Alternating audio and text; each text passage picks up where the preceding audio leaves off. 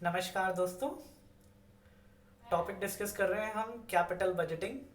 और इसके अंदर हम यहाँ पर जो कैपिटल बजटिंग की प्रोसेस का सबसे इम्पोर्टेंट एस्पेक्ट है, हमारे जो असेंबल किए हुए प्रपोजल है उनको इवैल्यूएट करना। तो वो इवैल्यूएशन कैसे किया जाता है वो हम इस वीडियो की हेल्प से समझ रहे हैं। सबसे पहले अगर मैं कैपिटल बजटिंग को इवैल्यूएट करने की बात करूं तो उसकी बहुत सारी टेक्निक्स है। वो टेक्निक्स किस तरीके से हैं वो हमारे सामने यहाँ पर हैं। कैपिटल बजटिंग टेक्निक्स मॉड्यूल के बेसिस पर, हमारा आईसीएसआई का जो मॉड्यूल है उसके बेसिस पर अगर हम टेक्निक्स को क्लासिफाई करें तो यहाँ पर हमने दो तरीके से क्लासिफाई कर दिया है। सबसे पहला ट्रेडिशनल और non discounted cash flow techniques.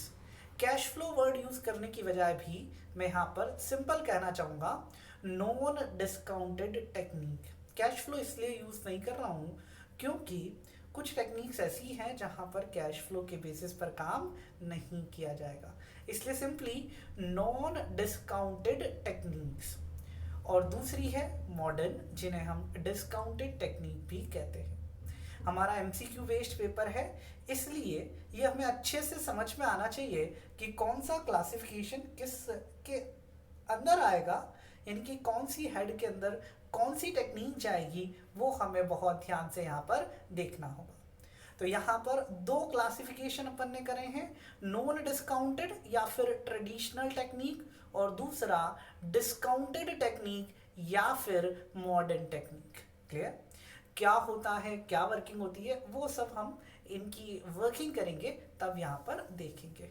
तो कुल मिलाकर के हमें नॉन डिस्काउंटेड और डिस्काउंटेड बेसिस पर टोटल अगर अपन यहाँ देखें तो 5 टेक्निक्स हम डिस्कस करने वाले हैं।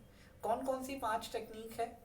Payback period method, average rate of return, net present value, ये एक और बार रिपीट हो गया है, गलत है, इंटरनल रेट ऑफ रिटर्न यहाँ पर आएगा, और लास्ट प्रॉफिटेबिलिटी इंडेक्स या फिर बेनिफिट कॉस्ट रेशियो मेथड। ऐसे करके हम यहाँ पर ये 5 टेक्निक्स डिस्कस करने वाले हैं।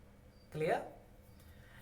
आइए, सबसे पहले इन टेक्निक्स को अगर आप देखना चाहते हैं, इवैल्यूएट करना चाहते हैं इनके बेसिस पर कैपिटल बजटिंग के डिसीजन को, तो आपको यहाँ पर सबसे पहले हमें क्या करना होगा? सबसे पहले हम यहाँ पर किसके बेस पर इवैल्यूएट करने वाले हैं हमारे डिसीजंस को, वो हमें यहाँ पर समझना पड़ेगा। यानी कि हम अपने कैपिटल बजटिंग के डिसीजंस को किस बेसिस पर इवैल्यूएट करते हैं। भैया क्या देखोगे? आपके इन्वेस्टमेंट डिसीजन को अगर आप इवैल्यूएट करना चाहते हैं तो किस बेस पर, क्या फैक्टर आप देख करके यहाँ पर एनालिसिस करने वाले हैं?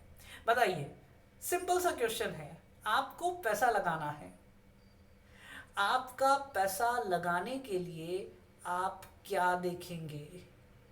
अगर मैं कहीं पर इन्वेस्ट करने के बारे में डिसीजन लेना चाहता हूं तो मैं सबसे पहला और सबसे इम्पॉर्टेंट एस्पेक्ट ये देखूंगा कि भैया मुझे कितना रिटर्न मिलेगा, मेरी कमाई क्या होगी, जिसके बेसिस पर मैं इन्वेस्टमेंट करने का सोच रहा हूँ, जिस लिए मैं इन्वेस्टमेंट करना चाहता हूँ, उसका सबसे इम्पोर्टेंट एस्पेक्ट मैं यहाँ पर देखूंगा कि मुझे रिटर्न कितना मिलेगा।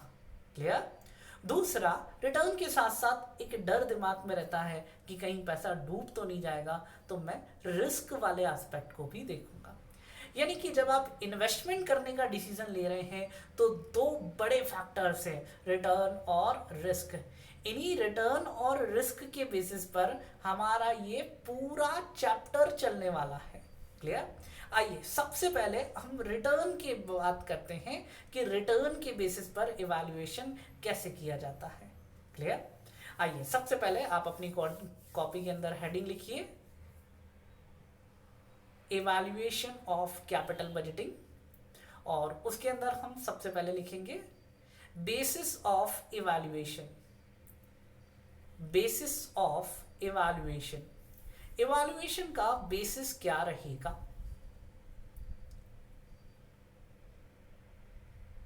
दो बेसिस पर आप इवैल्यूएशन करेंगे, दो पार्ट कर दीजिए बेटा उसके। पहला profit after tax, PAT, profit after tax, और दूसरा कैश फ्लो आफ्टर टैक्स यानी कि सीएफएटी। दो बेसिस पर मैं अपने इवैल्यूएशन करूंगा। सबसे पहला प्रॉफिट आफ्टर टैक्स और दूसरा सीएफएटी यानी कि कैश फ्लो आफ्टर टैक्स। इन दो बेसिस पर मेरे कैपिटल बजटिंग डिसीजंस का इवैल्यूएशन किया जाएगा। यानी मैं रिटर्न की जब बात कर रहा हूं तो रिटर्न को मैंने अपने समझने के लिए दो पार्ट में क्लासिफाई किया है। पहला कौन सा? प्रॉफिट आफ्टर टैक्स, और दूसरा cash flow after tax, PAT and CFAT. और बहुत सिंपल सी बात है यार, अगर कोई आपसे कहे कि आपका रिटर्न क्या है तो हम सिंपली उससे कहेंगे कि भैया प्रॉफिट मेरा रिटर्न होता है, मुझे क्या कमाई मिल रही है, प्रॉफिट वो मेरा लिया रिटर्न कहलाएगा। और दूसरा देसी भाषा में कहें तो भैया क्या माल मिलने वाला है, कितना पैसा हमारे पास आएगा, वो पैसा हमारा रिटर्न है। इसलिए कैश फ्लो, कैश रोकड़ कितना आने वाला है हमारे पास में, वो हम यहाँ पर देख रहे हैं। क्लियर? आइए प्रॉफिट आफ्टर टैक्स और कैश फ्लो आफ्टर टैक्स की वर्किंग कैसे करते हैं आप अपनी कॉपी में फॉर्मेट ड्रॉ करते हुए चलिए। सबसे पहला हमारा यहाँ पर फॉर्मेट प्रॉफिट और कैश फ्लो आफ्टर टैक्स की वर्किंग किस तरीके से की जाती है। देखिए particulars and amount, particulars and amount. Particulars में हम लिखेंगे हमारे बेनिफिट्स क्या हैं। अगर हम किसी प्रोजेक्ट को यहाँ पर लॉन्च कर रहे हैं तो उससे सेल्स कितना हमें रेवेन्यू जनरेट होगा, सेल्स रेवेन्यू। कभी कभी कुछ प्रोजेक्ट सेल्स के पर्पज से तो नहीं होते, लेकिन कॉस्ट को बचाने का, यानी कि टेक्निक चेंज करते हैं हम। जैसे अभी कोई काम लेबर से करवा रहे थे तो उसकी जगह अब वो काम हम यहाँ पर मशीन से कराएंगे, तो लेबर की जो कॉस्ट लग रही थी वो कॉस्ट हमारे यहाँ पर सेव हो जाएगी। तो सेल्स या फिर सेविंग्स, पर्टिकुलर्स में लिखा अपन ने सेल्स या फिर सेविंग्स। इसमें से माइनस करेंगे अपन कैश एक्सपेंसेस। सेल्स और सेविंग में से माइनस किया हमने कैश एक्सपेंसेस, तो हमारे पास टर्म निकल करके आ गई बेटा पीबीडीटी। क्या टर्म आई बेटा? पीबीडीटी, पूरा नाम profit before depreciation and tax, profit before depreciation and tax. Sales में से कैश एक्सपेंस माइनस करें तो हमारे पास टर्म आई PBDT, profit before depreciation and tax. Cash expenses क्या मतलब होता है? कैश एक्सपेंसेस का ऐसे खर्चे जिनका कैश में पेमेंट करना है या फिर कैश में पेमेंट किया जाता है, वो सब कैश एक्सपेंस कहलाते हैं। लाइक मटेरियल परचेज करा, कैश में पेमेंट करना पड़ेगा उसका। कैश मीन्स कैश और bank which ever. Next labour है, उसका पेमेंट करना पड़ेगा। रेंट है, उसका पेमेंट करना पड़ेगा। Clear? Electricity bill, telephone bill, ये सारे हमारे खर्चे जो हैं ये सब कैश एक्सपेंस कहलाएंगे। यानी कुछ खर्चे ऐसे भी होते हैं जिनके अंदर कैश का पेमेंट नहीं किया जाता है। हाँ, ऐसे भी खर्चे होते हैं क्या जिनमें कैश का पेमेंट नहीं करना पड़ता? जी हाँ, उनके अंदर कैश का पेमेंट नहीं करना पड़ता। आप बताएंगे क्या एग्जाम्पल हो सकते हैं नॉन कैश एक्सपेंसेस के? जी हाँ बिल्कुल, डेप्रीशिएशन। डेप्रीशिएशन ऐसा खर्चा है जो हमारे असेट के वियरेंस एंड टियरेंस की वजह से, ऑब्सोलीसेंस की वजह से हम यहाँ पर चार्ज करते हैं। आज हमें उसका कोई कैश पेमेंट नहीं करना पड़ेगा। क्लियर? तो डेप्रीशिएशन, किसी पर्टिकुलर असेट का अमोर्टाइजेशन, ये ऐसे खर्चे हैं जिनके अंदर हमारे यहाँ पर कैश का पेमेंट नहीं हो रहा है। तो सेल्स, इसमें से हमने कैश एक्सपेंस माइनस किए तो हमारे पास आ गया पीबीडीटी। क्लियर? पीबीडीटी मतलब डिप्रीशिएशन और टैक्स अभी नहीं घटा है, इन्हें भी हमें घटाना रहेगा। आइए सबसे पहले माइनस करें depreciation being non cash expense. Depreciation हमने यहाँ नॉन कैश एक्सपेंसेस को रिप्रेजेंट करते हुए लिखा है, आप उसके ब्रैकेट में लिख भी लीजिए नॉन कैश एक्सपेंसेस। पीबीडीटी में से जब आप डिप्रीशिएशन घटाएंगे तो आपके पास आ जाएगा PBT, profit before tax. Profit before tax में से आप टैक्स माइनस कीजिए तो आपके पास आ गया आपका प्रॉफिट आफ्टर टैक्स। ये हमारे रिटर्न का पहला हिस्सा है, पहला पहलू है प्रॉफिट आफ्टर टैक्स। सेल्स, उसमें से कैश एक्सपेंस माइनस किए, PBDT profit before depreciation and tax, minus किया डिप्रीशिएशन, पीबीटी आ गया, माइनस किया टैक्स, पीएटी निकल करके आ गया। क्लियर? आइए डिप्रीशिएशन जोड़िए इसके अंदर तो आपके पास निकल करके आएगा CFAT। क्या करा? डिप्रीशिएशन में कोई कैश का पेमेंट नहीं हुआ है, इसलिए हम उसको रिवर्स बैक कर देंगे, यानी वापस ऐड कर देंगे, तो हमारे पास निकल करके आ जाएगा CFAT, यानी sales minus cash expenses, PBDT minus depreciation, PBT minus tax, PAT plus depreciation, CFAT, cash flow after tax. यानी हमारे जो रिटर्न के दो एस्पेक्ट थे, पीएटी और दूसरा CFAT, उन दोनों को हमने यहाँ पर देखा। पीएटी सारे खर्चे घटाने के बाद जो नेट इनकम आ रही है उसे हम प्रॉफिट आफ्टर टैक्स कहते हैं।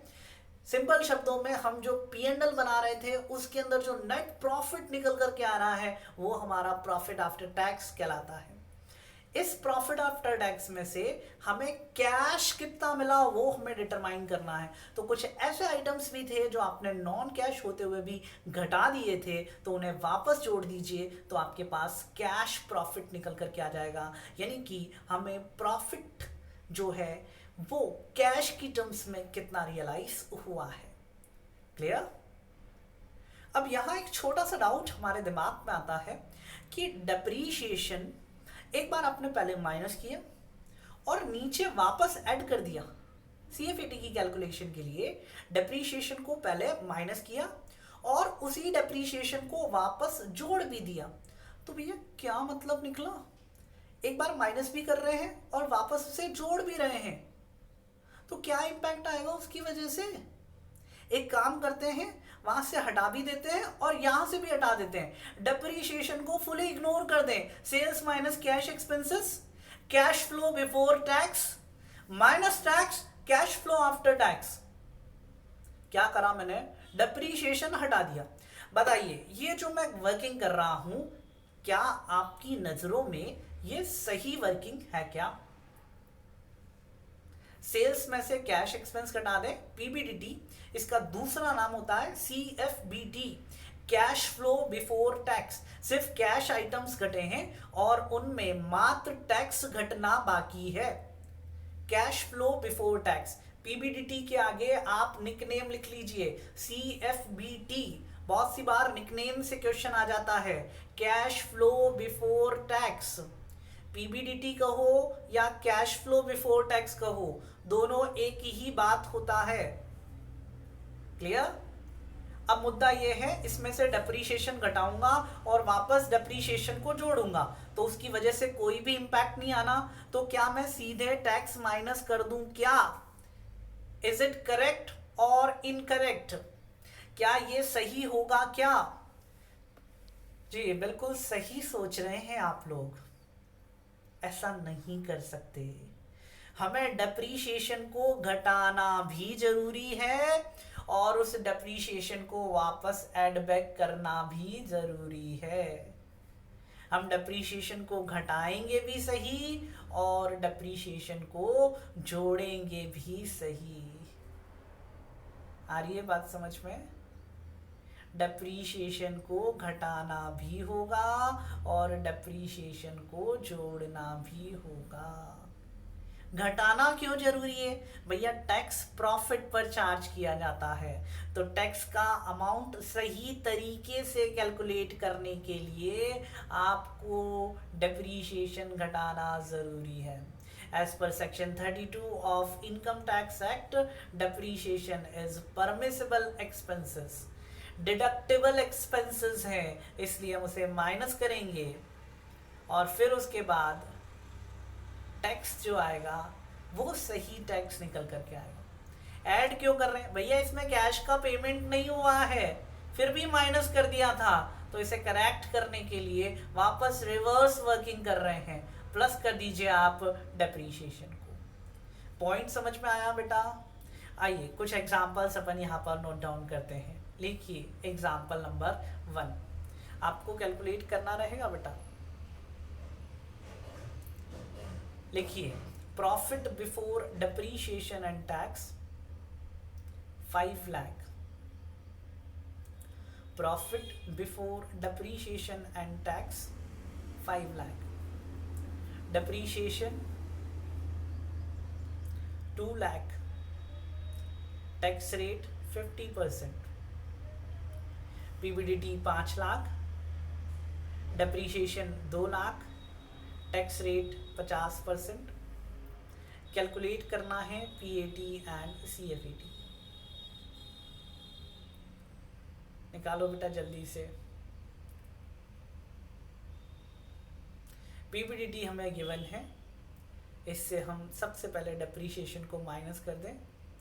पीबीडीटी 5 लाख माइनस किया डेप्रीशिएशन, तो मेरे पास पीबीटी निकल करके आ गया 3 lakh.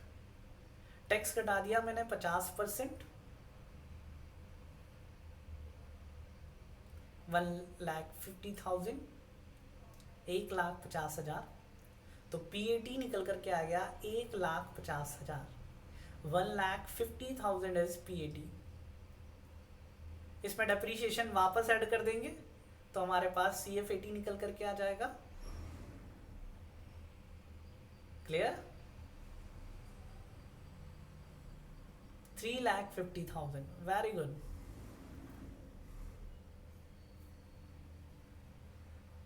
Next 150 is PAT and 350 is CFAT.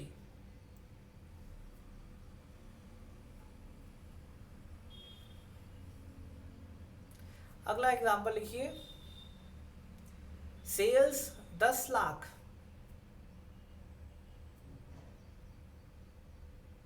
Sales 10 lakh, cost 8 lakh, including depreciation of rupees 1 lakh. Cost 8 lakh rupees including depreciation of rupees 1 lakh. ये जो 8 लाख की कॉस्ट है इसमें से 1 लाख डेप्रीशिएशन का शामिल है।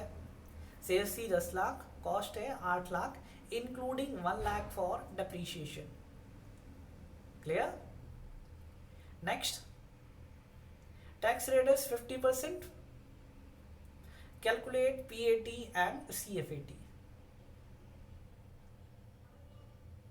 ये पीएटी और सीएफएटी, ये जो हमारी टेक्निक्स है यहाँ पर गिवन है, इन टेक्निक्स को इवैल्यूएट करने का बेस है। हर टेक्निक के अंदर हमें पीएटी या सीएफएटी कैलकुलेट करना पड़ेगा, तो वो पीएटी और सीएफएटी हम यहाँ पर पहले कैलकुलेट करना सीख रहे हैं। क्लियर? तो ये कुछ क्वेश्चंस हैं और मैं आपको कुछ क्वेश्चंस यहाँ पर सेंड करूँगा पीएटी और सीएफएटी की वर्किंग के लिए। तो आप सबसे पहले थोड़ी सी प्रैक्टिस करें पीएटी और सीएफएटी कैलकुलेट करने की, फिर हम कैपिटल बजटिंग की टेक्निक्स एक एक करके यहाँ पर स्टार्ट करेंगे। क्लियर? चलिए आज के लिए इतना ही रखते हैं। इस वीडियो में हमने देखा कि पीएटी और सीएफएटी कैसे कैलकुलेट किया जाता है, जो कि हमारे रिटर्न को इवैल्यूएट करने का बेसिस है, उसकी वर्किंग कैसे करी जाती है। अगली वीडियो में हम देखेंगे, एक एक टेक्निक्स को यहाँ पर पढ़ना स्टार्ट करेंगे। मिलते हैं अगली वीडियो में। Thank you very much.